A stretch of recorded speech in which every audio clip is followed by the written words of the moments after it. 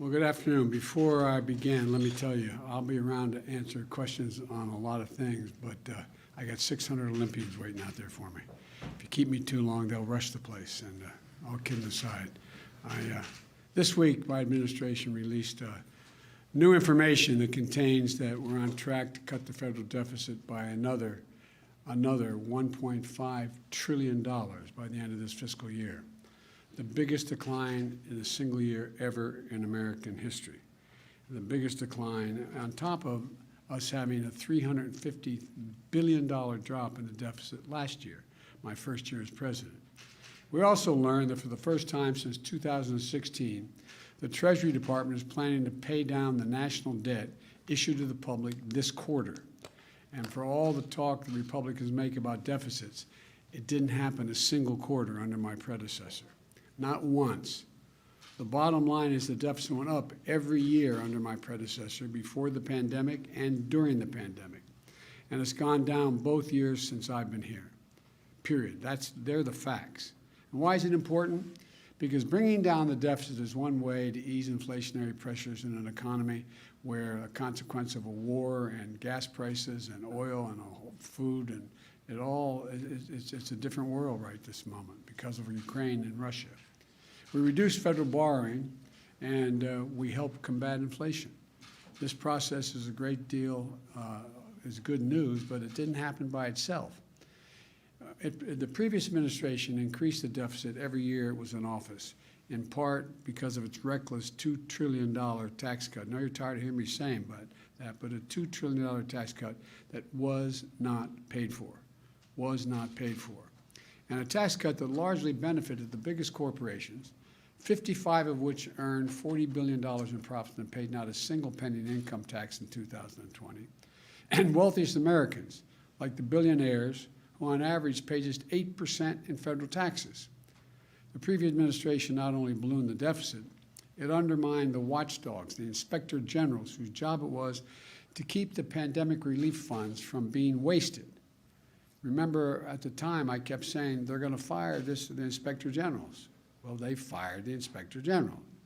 And in my administration, those watchdogs are back. The Justice Department has a chief prosecutor for pandemic fraud who's going to go after the criminals who stole billions in relief money meant for small businesses and American families, but never got to them, got in the pockets of criminals.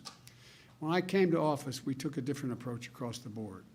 With the American Rescue Plan and other actions, we started to grow the economy from the bottom up and the middle out. Rescue checks and tax cuts for working families that gave them just a little bit of breathing room and put food on the table and a roof over their heads.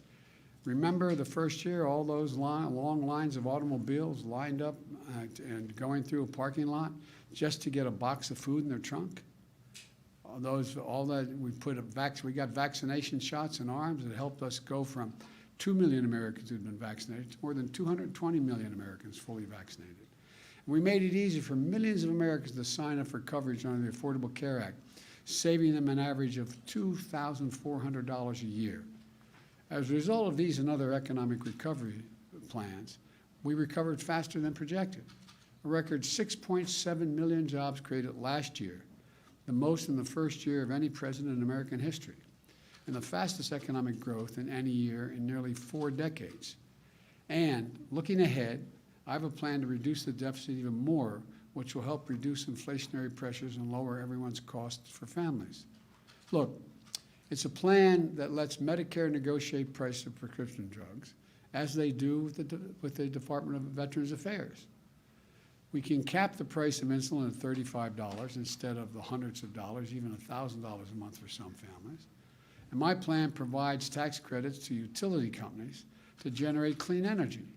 And those companies are required to pass those savings on to families. I met with about a dozen of those utility CEOs here in the White House, and they confirmed this plan will lower energy bills for families immediately. My plan includes tax credits for consumers to purchase electric or fuel cell vehicles, new or used, which will save the typical driver about $80 a month not having to pay for gas at the pump.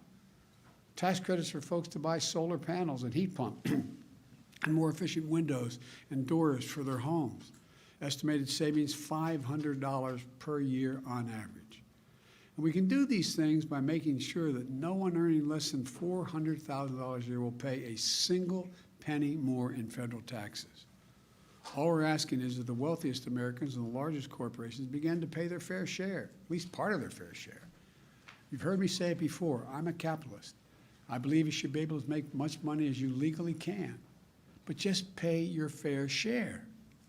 There's no reason why a billionaire should be paying a lower tax rate than a teacher or a firefighter. That's in sharp contrast to what today's Republican Party is offering. And if they hadn't put this in print, you'd think I was making it up. Senator Rick Scott of Florida, United States Senator, who's leading the Republican National Senatorial Campaign Committee, released what he calls the Ultra MAGA Agenda. It's a MAGA agenda, all right. Let me tell you about this Ultra MAGA agenda. It's extreme, as most MAGA things are. It will actually raise taxes on 75 million American families, over 95% of whom make less than $100,000 a year. Among the hardest hit, working families, kids with folks. Imagine you're a family of four and you don't make enough money to have federal taxes. Because you don't make enough money to pay them. You pay all your taxes, but you just don't make enough. And under this new plan, this tax plan, the Ultra MAGA agenda, while big corporations and billionaires are going to pay nothing more, the working class folks are going to pay a hell of a lot more. And it goes further than that. This extreme Republican agenda calls for Congress. Now, I'm not making this up either. You ought to really think about this. It requires a vote, if it were to pass, every 5 years, the Congress would have to vote to reinstate or eliminate Social Security, Medicare, and Medicaid. Social Security is something seniors have paid in for their whole life. And it has to be reauthorized. Has to be reauthorized every 5 years. Look, again, it's hard to make this up, but then again, it's a mega agenda. You know, meanwhile, millionaires and billionaires and corporations skate by. Imagine that. Just imagine that. I think it is truly outrageous. I've offered a different plan, a plan rooted in American values of fairness and decency. Wealthy folks and corporations will pay a little more. Billionaires will have to pay a minimum tax. And again, most importantly, no one making less than $400,000 will pay a penny more in federal taxes. We're going to protect and strengthen Social Security and Medicare, not put it on the block every 5 years. Let me remind you again, I reduced the federal deficit. All the talk about the deficit from my Republican friends, I love it. I've reduced it $350 billion in my first year in office. And we're on track to reduce it by the end of September by another $1.5 trillion, the largest drop ever. I don't want to hear Republicans talk about deficits and their ultra MAGA agenda. I want to hear about fairness. I want to hear about decency. I want to hear about helping ordinary people. The bottom line is that for decades, the trickle-down economics has failed as income inequity grew to historic levels under the Republicans, the mega Republicans, the MAGA Republicans. I don't want to mispronounce it, the MAGA Republicans. This is time to grow the economy, but from the bottom up and the middle out. Because here's the deal. When the poor have a ladder up and the middle class grows, the wealthy always do very well. They do very well. That's what this is about. That's what this is about. Everybody doing better. And so I want you to understand, again, first year, $350 billion reduction in deficit. This year, $1.5 trillion. It's going to bring some relief. Thank you. I take a few questions quickly. Mr. President, may I ask you a question about sanctions? The EU, about sanctions against, or about further sanctions in Europe. The European Union today announced new sanctions against oil, against Russia.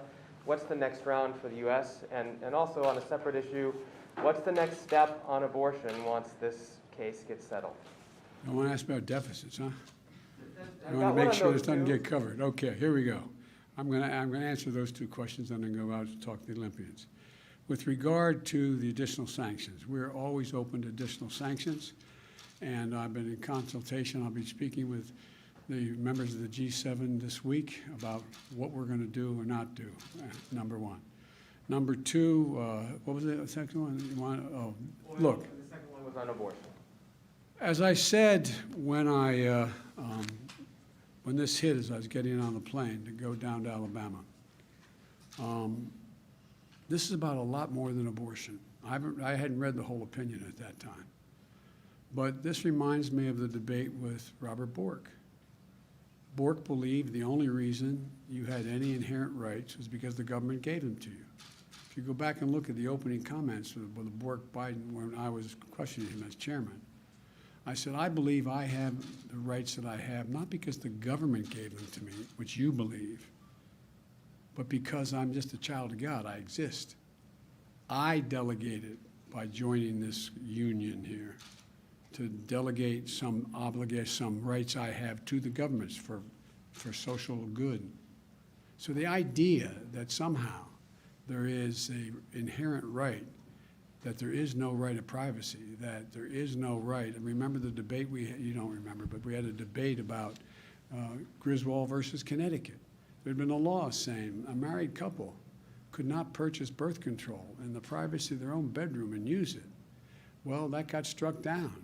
Griswold was thought to be a bad decision by Bork, and my guess is the guy's on the Supreme Court now.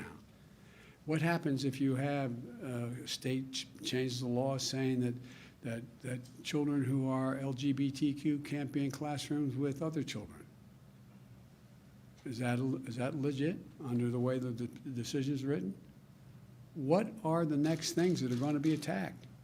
Because this MAGA crowd is really the most extreme political organization that's existed in American history, in recent American history. Would you make a speech on abortion like you did on voting rights, Mr. President?